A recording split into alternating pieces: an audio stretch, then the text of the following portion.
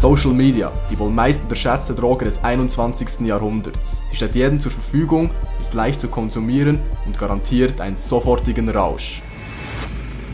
Der Konsum von sozialen Medien aktiviert unser Belohnungszentrum im Gehirn. Dasselbe Zentrum, welches auch aktiviert wird, wenn wir leckeres Essen konsumieren, Sex haben oder auch Drogen konsumieren.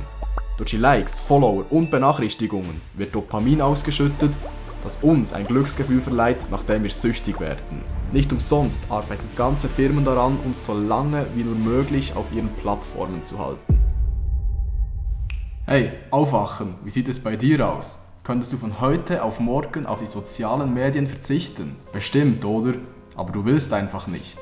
Genau das, was jeder Süchtige sagt. Aber keine Angst, du bist nicht der Einzige. Auch ich war in den letzten Monaten immer mehr in den sozialen Medien gefangen. Oft unterbrach ich meine Arbeit, um die sozialen Medien nach Nachrichten abzuchecken.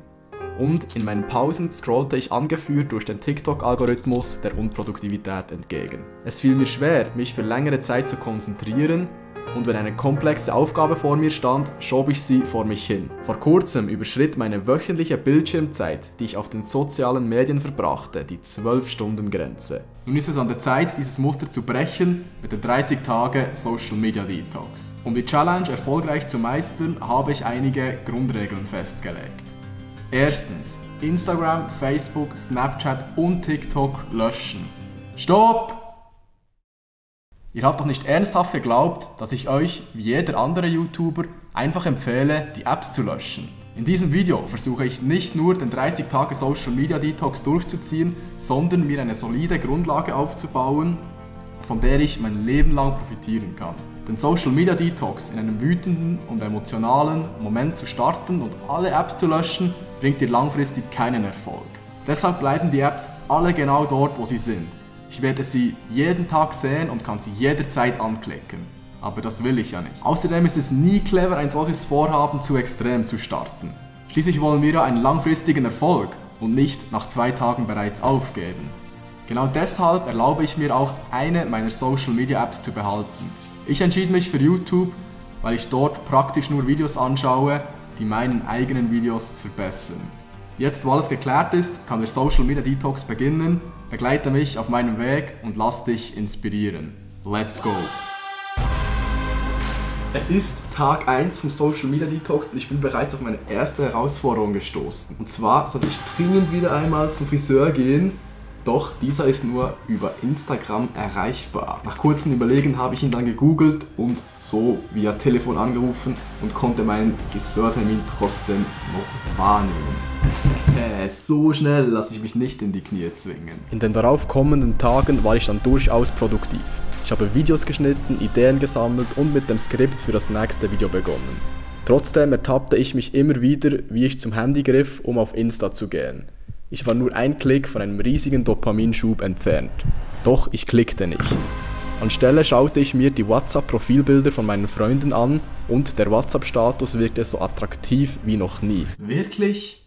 Fucking WhatsApp-Status? Naja, man nimmt, was man kriegt. Wahrscheinlich kommt das den Instagram-Stories am nächsten. Immer mehr begann ich mich zu fragen, wieso ich diesen großen Drang verspüre, die Apps zu benutzen. Forschungen von Stanford nennen dieses Phänomen die Magie des Vielleichts. Wenn wir auf unser Handy schauen, ist vielleicht eine Nachricht dort, aber vielleicht auch nicht. Wenn es eine Nachricht anzeigt, fühlen wir uns gut, aufgrund eines Dopaminschubs. Der Dopaminlevel steigt bis zu 400%, was ungefähr der Anzahl von Kokainkonsum entspricht. Allein schon beim Scrollen durch die Social Medias wird Dopamin freigesetzt, durch die vielen Lichter, Farben und Informationen. Zudem schauen wir gerne den Feed anderer Personen an, um unser Leben mit ihrem zu vergleichen. Oder nicht? Was dabei oft vergessen geht, ist, dass jeder nur die Bilder mit dem besten Winkel und Beleuchtung hochlädt und allenfalls noch einen Filter drüber knallt. Jeder will sich von seiner besten Seite zeigen. Deshalb dauert es auch immer ewig, bis wir unser neues Bild gepostet haben. Es sind nun einige Tage vergangen und die Sucht hat sich auf verschiedene Arten sichtbar gemacht. Einerseits griff ich regelmäßig zu meinem Handy, um auf WhatsApp zu gehen und öffnete dann anschließend automatisch Instagram. Die Entscheidung wurde jedes Mal komplett im Unterbewusstsein gefällt, ohne meine Einwilligung. Etwa so ähnlich, wie dass ich mir die Hosen runterlasse, bevor ich auf die Toilette sitze. Es scheint, als hätten sich über die Jahre neurologische Bahnen gebildet. welche meinem Körper automatisch zeigen, wie er an das Glückshormon Dopamin kommt. Zudem bemerkte ich einige Male das Handy-Vibrationssyndrom. Das heißt, ich bildete mir ein, mein Handy würde vibrieren, dabei hatte es gar nicht vibriert. Shit. Bitte schreibt in die Kommentare, dass es euch auch schon einmal passiert ist. Was mir am meisten zu schaffen machte, war die Flut an Zeit, die ich plötzlich jeden Tag mehr zur Verfügung hatte. Speziell am Abend, als ich fertig war mit der Arbeit, wusste ich oft nicht, was tun. Manchmal lag ich einfach im Bett und tat nichts. Mit der Zeit begann ich mir die Frage zu stellen, wieso Social-Media-Plattformen mehrere Stunden täglich von meinem und Millionen von anderen Menschen in ihrem Leben für sich haben wollen. Das Ziel der Unternehmen ist es, dich möglichst lange auf ihren Plattformen zu halten. Es werden Aufmerksamkeitswissenschaftler angestellt, um Funktionen zu generieren, die dich möglichst lange auf ihrer App halten. Denn dann steigt der Profit. Je länger du auf den sozialen Medien bist, desto mehr Werbung kann dir angezeigt werden. Je schwieriger es wird, dem Konsumenten seine Aufmerksamkeit zu bekommen, desto mehr manipulative Methoden müssen angewendet werden. Während früher der Instagram-Algorithmus die neuesten Posts deiner Freunde angezeigt hat, werden dir heute nur noch auf dich zugeschnittene Inhalte angezeigt. Falls du wirklich gedacht hast, dass TikTok erfunden wurde, um dich zu unterhalten, dann ist es jetzt höchste Zeit, aufzuwachen. TikTok verdient nur Geld durch deine Aufmerksamkeit. Oder hast du dich schon einmal gefragt, wieso es kostenlos ist? Deine Aufmerksamkeit ist ihr Mittel, um mehr Geld durch Werbeeinnahmen zu verdienen. Die Social-Media-Tools heutzutage sind gezwungenermaßen so gestaltet, um uns abhängig davon zu machen.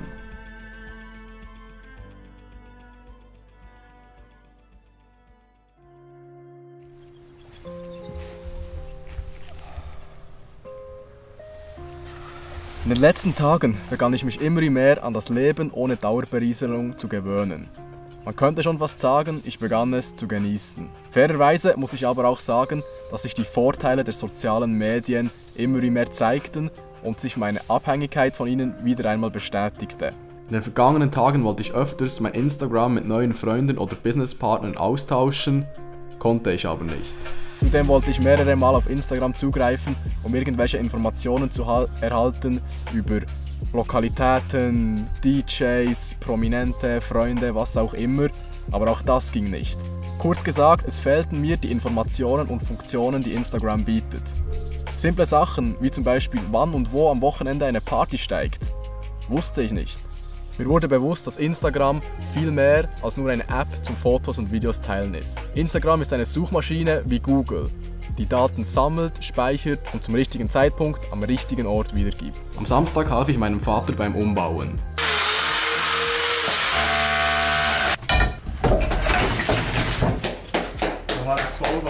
Dem Vater helfen und ein bisschen Staub fressen. Während der Arbeit hörte ich einen interessanten Beitrag im Radio bezüglich dem mangelhaften Datenschutz von Instagram und TikTok. Und da fragte ich mich, was wissen die Unternehmen eigentlich alles über mich? Wenn etwas gratis ist, bist du das Produkt. So einer der meistgelikten Kommentare unter dem Netflix-Trailer zur Doku Das Dilemma der sozialen Medien. Falls dich dieses Thema hier interessiert, empfehle ich dir unbedingt, diese Doku einmal anzuschauen. Aber was meine ich nun mit, dass du das Produkt bist? Das Produkt sind deine Daten, die du direkt oder indirekt durch dein Nutzungsverhalten auf den sozialen Medien den Unternehmen zur Verfügung stellst. Doch was stellen wir ihnen genau zur Verfügung? Schauen wir einmal anhand von TikTok. Eher offensichtlich ist, dass TikTok weiß, welches Gerät du benutzt, welchen Standort du hast, deine IP-Adresse, deinen Suchverlauf, den Inhalt deiner Textnachrichten und natürlich, welche Videos du wie lange anschaust. Der Algorithmus weiß sogar, welche Videos du lustig findest und wieso. Weniger offensichtlich ist vielleicht die Entdeckung, welche Sicherheitsforscher Felix Krause kürzlich machte. Anscheinend soll, wenn eine Website innerhalb der TikTok iOS App geöffnet wird, also mit einem In-App-Browser, ein Code eingebettet sein, welcher alle Tastatureingaben überwachen kann, was auch Kreditkartenangaben, Passwörter und andere sensitive Daten mit einschließt. Normalerweise ist genau das eine gängige Methode von Hackern, um an Bankdaten zu gelangen. Auf Nachfrage der Zeitschrift Forbes räumte der Konzern ein, dass dies tatsächlich möglich sei. Er nutze den Code aber nicht dafür. Der Quelltext diene der Fehlersuche und Behebung und Leistungsüberwachung. Of course! Auch Instagram sammelt eine Menge Daten über dich. Interessant ist, dass du bei Instagram einsehen kannst, welche Interessen sie dir zuordnen und als Grundlage für die Werbeanzeigen nutzen. Natürlich musste ich das sofort ausprobieren. Dem Video zulieb öffnete ich einmalig mein Instagram, klickte auf Einstellungen, Werbeanzeigen und Werbeinteressen. Von all diesen Stichwörtern glaubt Instagram, dass sie mich interessieren. Viele der Interessen konnte ich nachvollziehen, doch bei einigen bekam ich das Gefühl, dass Instagram mehr weiß als ich selbst. Duck Hunting, Deer Hunting, Turkey Hunting. Instagram meint, ich bin ein fucking Tierjäger. Entschuldige mich einmal für eine Sekunde.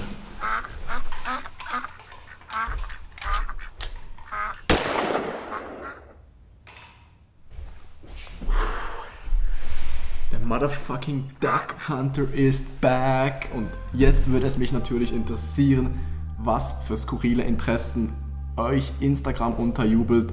Schaut doch einmal vorbei und schreibt es dann in die Kommentare. Das würde mich echt interessieren.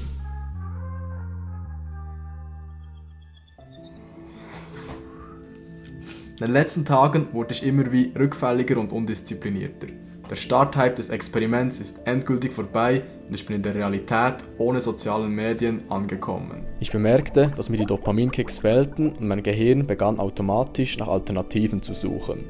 Dies passierte größtenteils in meinem Unterbewusstsein und wie der Mensch nun mal so ist, nimmt er immer den einfachsten Weg an seine Belohnung zu kommen. Also begann ich mehr Süßigkeiten zu konsumieren, weil mir das einen Dopaminschub verpasste. Außerdem verbrachte ich am Abend mehr Zeit vor dem TV und meine Bildschirmzeit auf YouTube erhöhte sich täglich. Ich wusste, dass sich an meinem Suchtverhalten langfristig nichts ändern wird, wenn ich meine gewonnene Zeit jetzt nicht durch eine sinnvolle Alternative ersetze. Und wie stelle ich das an? Am besten mit einem Zeitplan. Klingt sehr langweilig und kennt jeder schon von der Schule, aber wieso macht es jede Schule auf der ganzen fucking Welt? Weil es funktioniert. Also begann ich mir einen Zeitplan zu erstellen. Genau genommen einen Tagesplan. Als erstes schrieb ich mir die Tagesroutine auf, die ich mir in den letzten Jahren bereits angewohnt habe. Danach markierte ich die Zeiten, die ich meistens in den sozialen Medien verbrachte. Nebenbei erstellte ich eine Liste mit Dingen, die ich gerne anstelle des Social Medias durchscrollen machen würde. Danach war ich bereit, meinen idealen Tagesplan zu erstellen, indem ich ganz einfach die rot markierten Stellen aus meinem alten Tagesplan durch eine Alternative ersetzt habe. So ersetzte ich zum Beispiel WhatsApp, Instagram, TikTok abchecken durch Laufen und Meditieren. Nun habe ich meinen idealen Tagesplan, den ich in den nächsten Tagen so gut wie möglich umzusetzen versuche.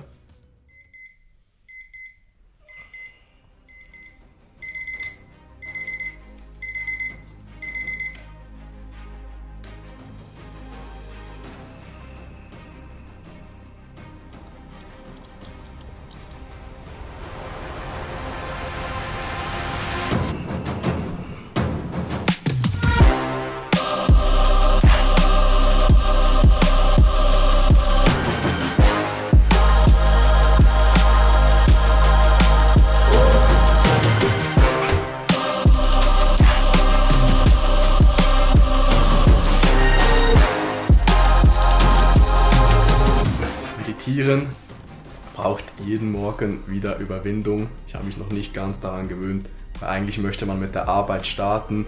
Man hat schon so viele Gedanken im Kopf, die man noch zu erledigen hat. Aber genau für das ist das Meditieren, sich noch einmal beruhigen, den Kopf zu resetten und dann mit neuer Energie an die Arbeit gehen.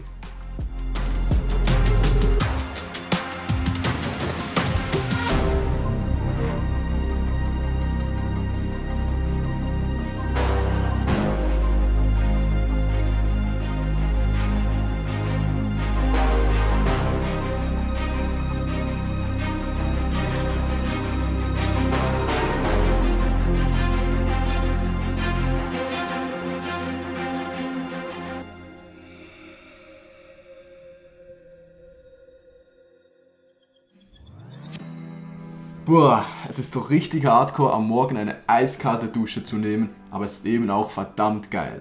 Es gibt dir einen natürlichen und langanhaltenden Dopaminschub. Ich halte mich jetzt schon seit einigen Tagen an meinen neuen Tagesplan und ich muss sagen, es ist schon sehr hart. Es fällt mir schwer, gewisse Dinge regelmäßig umzusetzen, wie zum Beispiel das Meditieren am Morgen oder eben auch die kalte Dusche. Es braucht immer wieder neue Motivation, aber auf jeden Fall kann ich jetzt schon festhalten, dass es sich danach immer gelohnt hat.